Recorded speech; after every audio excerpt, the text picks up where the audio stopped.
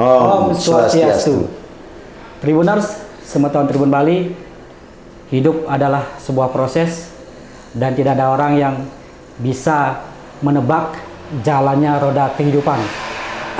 Seperti yang dialami oleh Ketua DPRD Bangli, Bapak Iketut Swastike, di mana sekarang beliau menjabat sebagai Ketua DPRD Bangli, dan pada masa kecilnya beliau mengalami proses kehidupan yang sangat-sangat berat, termasuk saat mengenyam pendidikan.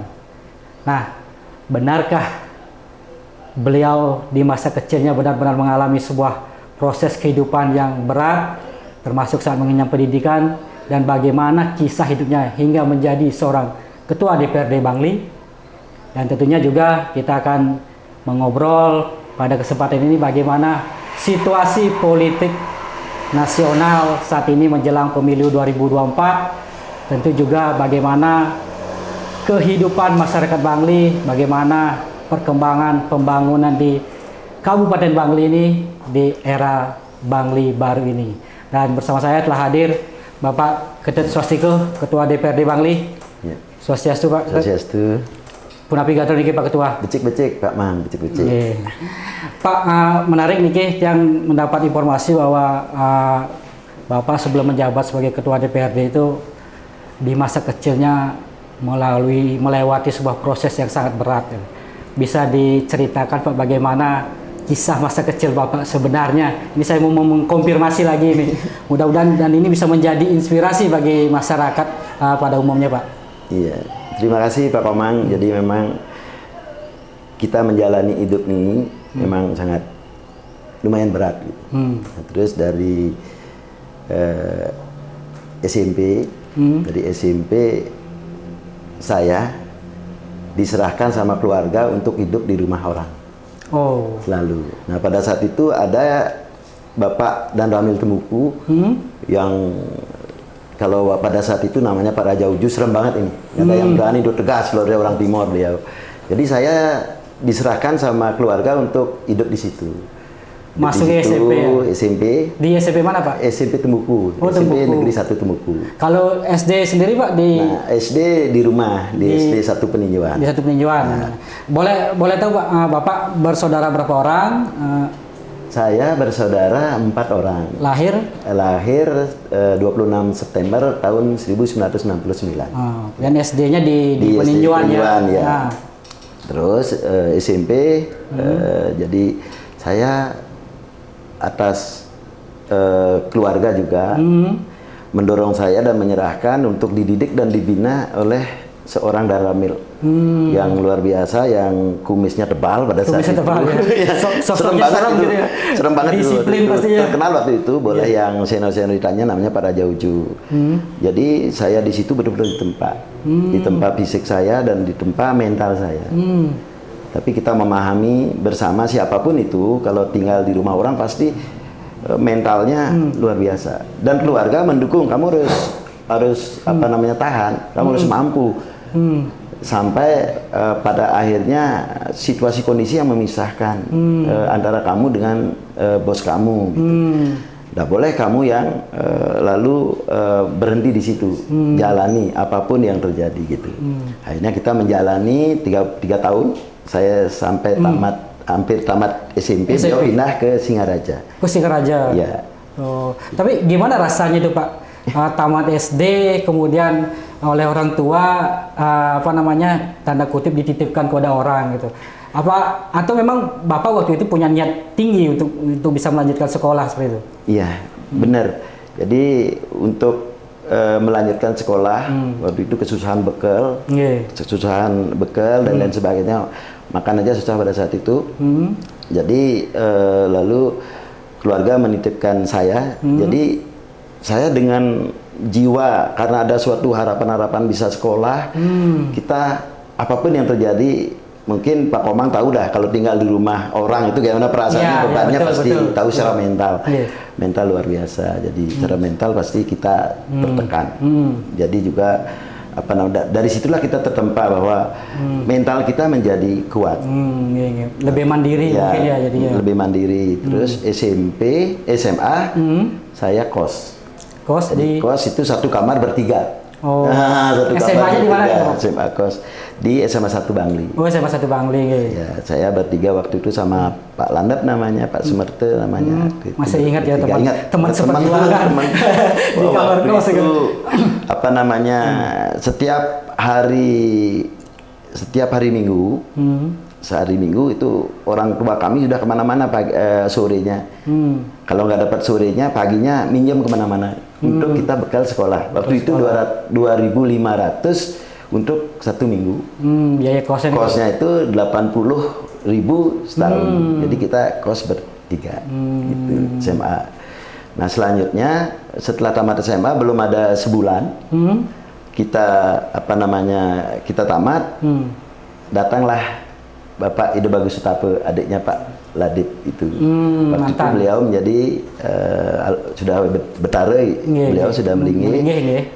Waktu itu menjadi camat Kota Negara. Oh, di Negara. Akhirnya beliau datang untuk meminta saya menemani beliau untuk mencarikan kerja di negara gitu. Carikan kerja di negara. Terus akhirnya saya ngikut, kalau keinginan saya kerja juga karena di rumah tidak ada apa gitu. Tapi gimana ya proses perkenalan Bapak dengan beliau itu? Sepertinya kalau saya melihat ke Bapak agak spesial gitu ya.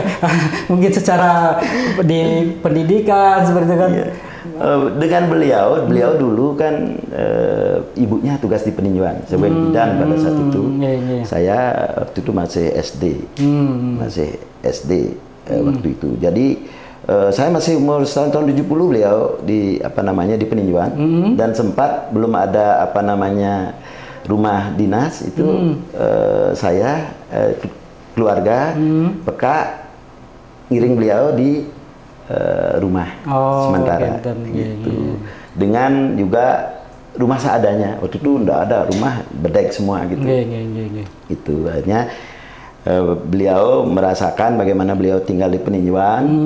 Setelah itu ada mes, lalu tinggal di peninjauan. Jadi mungkin saya diketahui tamat oleh beliau. Kita ini sudah tamat, kita cari ke peninjauan, sehingga kita diajak dan kita mau waktu itu. Diajak ke negara. Ke negara. Jadi di negara sebagai apa, Pak? Nah, di negara kita ngiring beliau, mendampingi beliau, dan juga kita ditempa di situ. Baik fisik dan mental kita ditempa. Sudah barang tentu kita tinggal di rumah beliau, meskipun itu keluarga, tetapi kita pun ada beban mental. Kita tertekan mental juga, dan ditekan memang sengaja beliau melakukan itu untuk kita bisa baca benar lahir batin, mental dan tenaga ini kuat. Untuk jadi ada sisi positifnya ini. juga, Ya, sangat luar biasa saya rasakan. Jadi menempa mental dan kemandirian gitu ya, Pak. Dan saya ketika itu saya berpikir ya, saya kok selalu menjadi abdi. Keluarga menyerahkan penuh menjadi abdi orang. Saya tinggal di rumah orang. Terus saya jadi apa ya? Kan gitu. Waktu itu saya mikir, saya jadi apa? Nah terus akhirnya saya terus menjalani hidup itu. Saya tinggal akhirnya saya dikerjakan di BPAT. Pejabat Pembuat Akte Tanah, Camat Negara. Waktu itu memang pada saat itu camat itu otomatis. Camat itu otomatis menjadi PPAT. Dan seperti sekarang cari izin dan sebagainya. Karena Permendagri camat itu otomatis. Jadi saya awalnya menjadi staf, terus di situ akhirnya beberapa bulan saya dipercaya oleh beliau untuk menjadi kepala urusan di situ, urusan PPAT.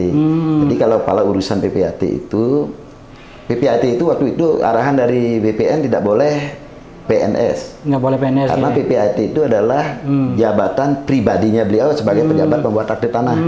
Nggak boleh, kalau PNS kan lagi ngambil PPAT, ngambil kerjaan pokoknya gitu, nggak boleh. Ini saya ditugaskan untuk itu. Dan berlangsung lama, akhirnya beliau pindah ke Denpasar Timur. Ini beliau di situ juga beli rumah, beliau dan saya menempati. Ikut juga? Ya ikut. Memang kalau PPAT kan pasti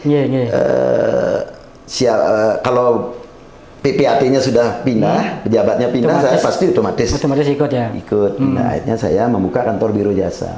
Biro Jasa Pertanahan. Oh, Pertanahan. Itu kepala kantornya yang menuntun saya Pak Bendi namanya. Kepala Biro Jasa Pertanahan. Dua ada di Bali waktu itu Pak Sutena almarhum juga dari Kelungkung dan saya.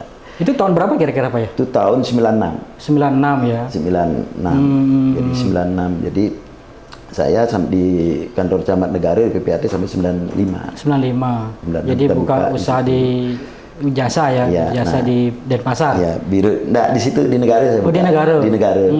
Akhirnya terus dari saya membuka biro jasa, lalu ada kawan saya mengajak saya untuk kerja bersama-sama di Developer gitu. Saya menyelesaikan administrasinya, beliau akhirnya tahun 97 krisis moneter. Oh, ini baru bangun usaha.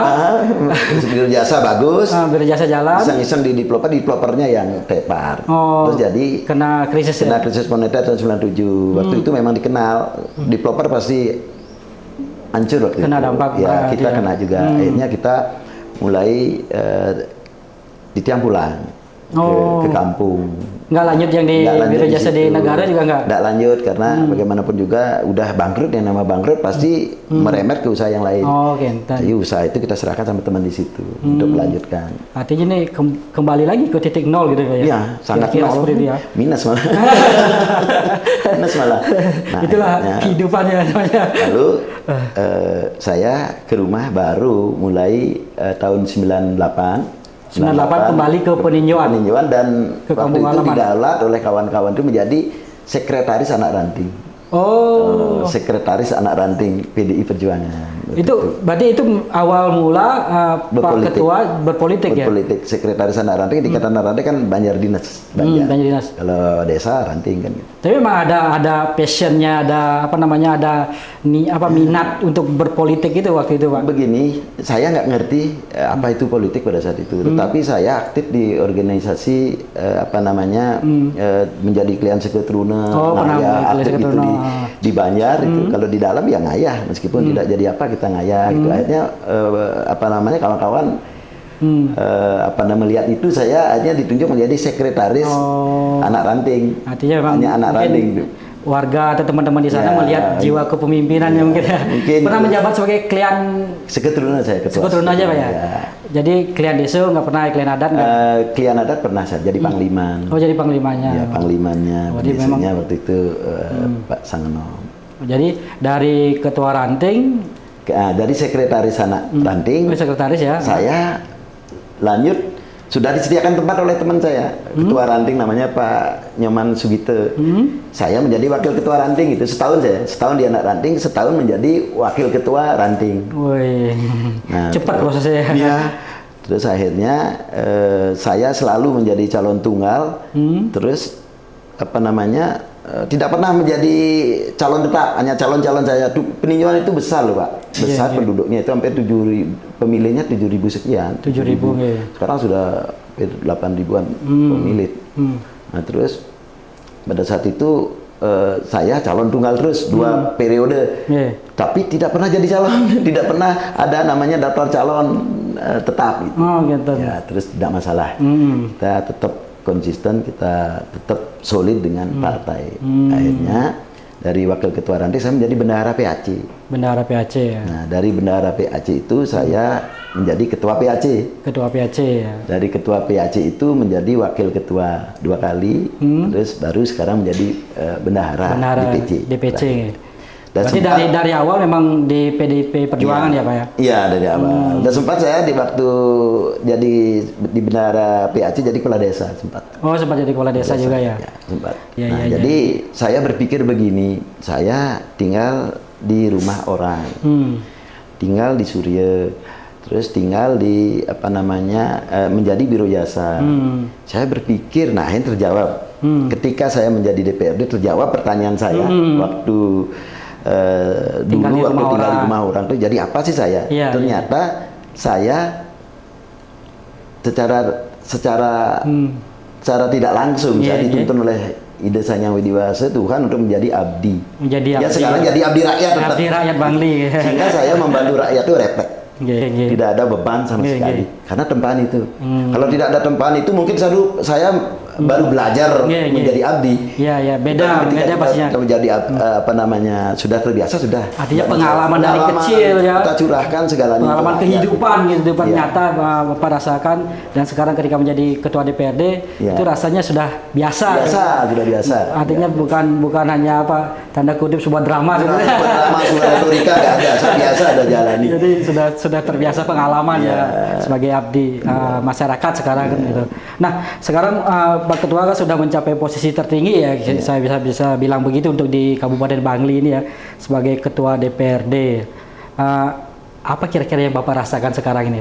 Apakah Bapak sudah merasa di zona nyaman mungkin setelah dulu melewati bagaimana suka duka kehidupan itu? Iya gini. Saya ketawa lah ketika Pak Komang bilang zona nyaman. Jadi tidak ada, buat saya tidak pernah ada zona nyaman. Jadi begini, cuman perbedaannya adalah ketika saya menjadi kepala desa, grid untuk bisa kita bantu masyarakat hanya selampu lilin lah. Ketika saya menjadi DPRD, lampunya agak lebih besar lagi gitu. Setelah sekarang saya menjadi ketua DPRD, lampunya lebih sangat terang untuk bantu rakyat, untuk bantu rakyat, itu filosofinya, bukan untuk yang lain. Jadi itu konsep saya. Ketika menjadi ketua DPRD, yang saya rasakan ya lebih bisa kita bantu masyarakat. Jadi lebih ruang lingkupnya lebih luas, luar biasa, dan power untuk bisa bantu rakyat itu luar biasa sekarang. Begitu. Itu ini apa yang Pak Ketua lakukan selama ini tentunya sudah bisa dirasakan langsung oleh masyarakat Bangli ya Pak ya? Iya. Nah, sekarang setelah menjadi ketua DPRD, Pak Ketua sendiri masih punya misi atau target selanjutnya mungkin Pak? Mungkin ke DPRD Bali atau mungkin bahkan ke Senayan yang lebih tinggi lagi Pak? Saya sudah 3 kali menjadi anggota DPRD, dan sekarang partai lagi menugaskan saya untuk menjadi calon DPRD tingkat kabupaten yang keempat kali. Memang niat, keinginan sudah barang tentu dari partai pun mengarahkan, Anda jangan dong di kabupaten, harus ke provinsi maupun ke eksekutif. Itu memang arah-arahan beliau, jangan di sini terus, nanti kamu harus berprestasi. Sehingga kita begitu kita berpikir prestasi di politik, berpikirlah mulai akan lebih semangat untuk bisa bantu rakyat. Itu konsepnya tuh. Begitu prestasi apa sih? Prestasi politik lebih banyak bisa bantu rakyat. Selalu konsisten, itulah prestasi. Jadi kita harus lakukan itu. Nah, nanti tergantung dari partai. Apakah nanti boleh kita ingin apapun boleh, tapi partai seperti apa? Jadi kalau partai menugaskan saya harus di kabupaten lagi, nanti selanjutnya ya di kabupaten. Kalau partai di provinsi. Kalau misalnya di eksekutif, kita ngelamar, partai ternyata menugaskan, kita di eksekutif. Artinya Anda bisa ke provinsi, tetap di Bangli, di eksekutif. Kalau keinginan kita sih eksekutif kita ingin, terus di naik tingkat kita ingin, tetapi tergantung partai. Saya sulit dengan partai apapun keputusan beliau. Partai. Yang intinya sekarang konsisten dengan menunjukkan prestasi. Itu intinya, harus itu. Dan tentu juga mengabdi kepada masyarakat itu ya. Nah, setelah 5 tahun ini kepemimpinan Pak Nyoman Sudarnarto bersama Pak Wendiar, Bangli era baru ini, Pak Ketua melihat seperti apa Bangli sekarang ini Pak? Jadi dengan kepemimpinan beliau sudah luar biasa, luar biasa. Jadi pembangunan meloncat luar biasa. Jadi pembangunan meloncat luar biasa, dan juga pendapatan asli daerah juga luar biasa. Jadi yang dulunya mampir peningkatannya di 1000%, luar biasa. Ekstensifikasi dan intensifikasi dilakukan oleh Bupati kaitan PAD luar biasa. Pembangunan juga loncatan luar biasa. Itu yang kami rasakan yang ada saat ini. Jadi kita DPRD dengan Pak Bupati bahu-membahu untuk membangun Bangli. Bersinergi sesuai dengan tugas fungsi masing-masing. Bersinergi. Artinya kalau Pak Ketua melihat sendiri masyarakat Bangli sekarang ini apa sudah mulai terlihat maju dengan jiwa jengahnya itu yang selalu digaungkan oleh pemerintah Kabupaten Bangli. Iya. Dan apa juga sudah mulai merasakan lebih bahagia mungkin daripada yang dulu. Yang jelas kita lihat nyata pembangunannya luar biasa. Iya. Pembangunannya luar biasa. Jadi benar-benar itu lompat luar biasa. Ada alun-alun koran sebagai rumah sakit mulai berbenah. Iya, rumah sakit. Jadi, ya, udah ada alun-alun sekarang. Masalah bahagia itu relatif. Saya relatif itu yang merasakan itu masyarakatnya deh, bukan saya menilai orang itu bahagia kan, susah. Tapi kan Pak Ketua sering turun ke masyarakat, itu bisa melihat bagaimana masyarakat menampung aspirasi masyarakat seperti itu kan. Iya, kalau saya turun ke masyarakat sudah barang tentu beliau merasakan sekali dari apa yang disampaikan, merasakan sekali bahwa malah beliau ada menyebut, ya Pak Bupati tidak ada lawan dah ini, pembangunan luar biasa sekarang. Gitu. Nah, kira-kira dari yang sudah Bapak sampaikan tadi kan sudah banyak pembangunan, apa masih perlu ada sesuatu yang dilakukan oleh Pak Bupati maupun Pak Wakil dan bersinergi dengan DPRD untuk lebih memajukan Bangli lagi, mungkin juga bisa meningkatkan PAD lagi, Pak. Yang tadi Bapak sudah sebutkan meningkat pesat, tapi mungkin masih bisa digali potensi-potensi yang lain misalnya. Yeah. Jadi dari kemajuan-kemajuan ini yang dilakukan Pak Bupati luar biasa. Dengan konsep Pak Bupati Jengah membangun Bangli dan juga telah melakukan lompatan-lompatan luar biasa yang sudah barang tentu beliau juga prinsipnya adalah mewujudkan mimpi-mimpi itu. Jangan didiskusikan, kita diwujudkan. Nah, disinilah perlu sumber daya manusia yang luar biasa juga diimbangi. Nah, jadi yang perlu sedikit dibenahi itu kaitannya dengan sumber daya manusia. SDM ya, SDM kita memahami dengan 3 tahun ini tidak mungkin dong bisa kita clear semua. Iya, betul. SDM, akurasi data juga sangat penting, jadi kita tingkatkan itu. Di samping itu juga pembangunan yang bersifat teknokratik itu jadi ditingkatkan lagi.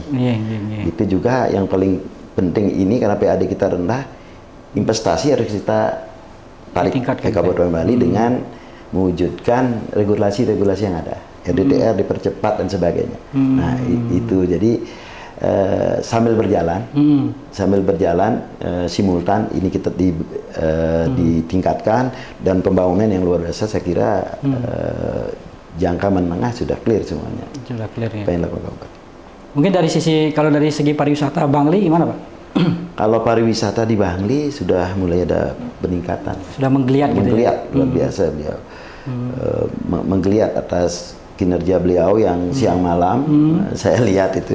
Siang malam saya kadang-kadang koordinasi, masih aja mikirin tentang bagaimana PAD ini dengan di layar televisi beliau melihat masukan gimana, kendalanya gimana. Baik, Tribuners, semeton Tribun Bali. Menarik sekali tadi obrolan kami tentang bagaimana perjalanan beliau sebagai Ketua DPRD Bangli, kemudian bagaimana pandangan beliau terhadap pembangunan Bangli di era sekarang ini.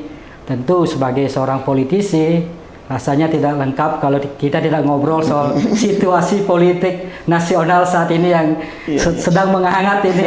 Apalagi beliau sebagai seorang pengurus PDIP Bangli ya, melihat situasi politik saat ini menjelang pemilu 2024. Nah, Pak Ketua, gimana Pak Ketua melihat situasi politik 2024 ini yang mulai menghangat ini, Pak? Dan sebagai seorang kader PDIP sendiri, seperti apa Pak Ketua melihat situasi ini? Ya, kalau kita di PD Perjuangan tidak mengenal hangat, dingin dan sebagainya. Karena tentu apapun perintah partai, kita sebagai prajurit harus habis-habisan. Kita sudah jiwa raga kita serahkan sama beliau, sama partai. Partai. Tidak ada urusan dingin hangat, ya kita berjuang sampai titik darah penghabisan. Bagaimana bisa terus mensupport partai gitu ya? Harus itu. Nah, sedikit soal di situasi di nasional ini, Pak. Ada wacana-wacana bahwa sekarang Presiden Jokowi misalnya gitu kan, dan ada Gibran gitu, yang Gibran sekarang bersama Prabowo maju, itu gimana Pak melihat ini, Pak? Gini, jadi dulu waktu beliau jadi wali kota, sudah barang tentu saya sebagai warga Bali gitu kan, hanya berdoa luar biasa sampai ke pura berdoa untuk beliau bisa menjadi wali kota Pak Jokowi. Terus juga gubernur. Ya, gubernur Waktu Jakarta itu, maksudnya kan? ya gubernur di Jakarta saya berdoa selalu karena hak pilih saya di Bali nggak mungkin lagi, tapi berdoa. Doa kita seluruh partai berdoa semuanya. Nah begitu akhirnya beliau menjadi presiden dan juga termasuk Pak Gibran juga menjadi wali kota, kita berdoa karena beliau adalah kader partai waktu itu. Nah terus akhirnya beliau menjadi presiden. Kita berdarah-darah. Kita luar biasa berkorban mental, fisik dan juga material untuk memperjuangkan bagaimana Pak Jokowi ini jadi presiden. Bahkan sampai di Bali sampai termasuk suaranya terbesar. Di Bali 94%. Jadi di akhir-akhir ini saya melihat di televisi, di media sosial itu, di media elektronik sudah barang tentu saya begitu beliau meninggalkan kita. Kita dulu kan melawan Prabowo nih, melawan Pak Prabowo. Sekarang beliau ke Prabowo kan beliau meninggalkan kita. Jadi termasuk Gibran juga sebagai wakilnya. Jadi di hati, di jiwa sudah lenyap seketika. Tidak ada, bukan hanya tidak ada lagi. Kecewa. Saya dulu hormat sama beliau, tapi sekarang sudah tidak ada lagi. Tidak ada lagi beliau di hati kita. Tidak ada, lenyap seketika. Lenyap seketika ya. Lenyap. Memberikan dukungan sepenuh hati. Dulu kita berdarah-darah semuanya, tapi sekarang sudah hilang sirna. Patah hati sekarang.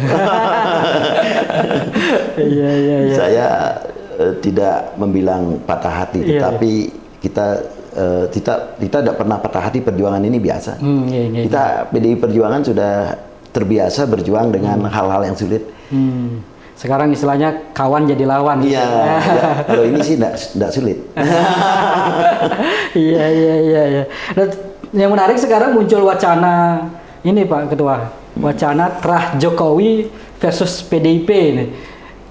Kira-kira menurut terahnya Jokowi ini kan ya kita anggaplah sekarang keluarganya Jokowi kan, Mas Gibran sama Prabowo, kemudian Kaisang juga dukung Prabowo Gibran tentunya kan, kemudian juga menantunya Bobi juga mendukung Prabowo Gibran. Ini kan semua awalnya keluarga besar PDIP kan, sehingga sekarang muncul itu yang muncul itu wacana itu bahwa ini ya terahnya Jokowi, akan berhadapan dengan PDIP yang mendukung Ganjar dan Mahfud.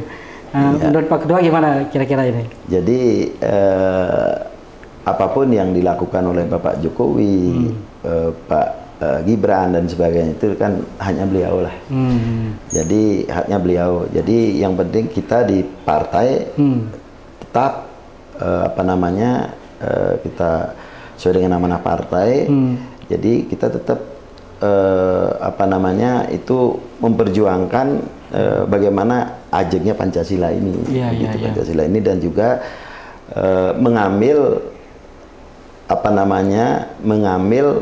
mengadopsi dari bagaimana konsep-konsep Bung Karno, karena beliau adalah proklamator kita, beliau mempunyai konsep yang luar biasa yang belum selesai, yang harus PDI Perjuangan menyelesaikan. Program-program beliau, perjuangan beliau yang luar biasa, itulah yang kami lakukan. Pak Ketua sendiri atau mungkin dari keluarga PDIP di Bali, khususnya di Bangli ini, tidak ada kekhawatiran ya ketika Pak Jokowi menyeberang gitu dengan suara PDIP di Bali khususnya?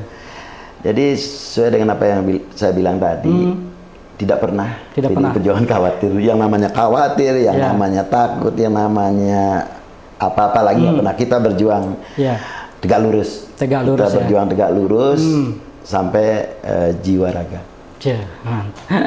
Baik, terakhir ini Pak, sebagai penutup mungkin menghadapi pemilu 2024 ini yang sudah dekat, apa pesan kira-kira dari Bapak sebagai Ketua DPRD Bangli terhadap masyarakat Bangli khususnya untuk menghadapi pemilu 2024 ini? Seperti apa harapannya jalannya pemilu 2024 ini? Satu, saya berharap pemilu ini berjalan sesuai dengan asas pemilu, jurdil. Jadi jurdil ini jujur adil. Terus langsung umum bebas rahasia. Itu yang paling penting pertama.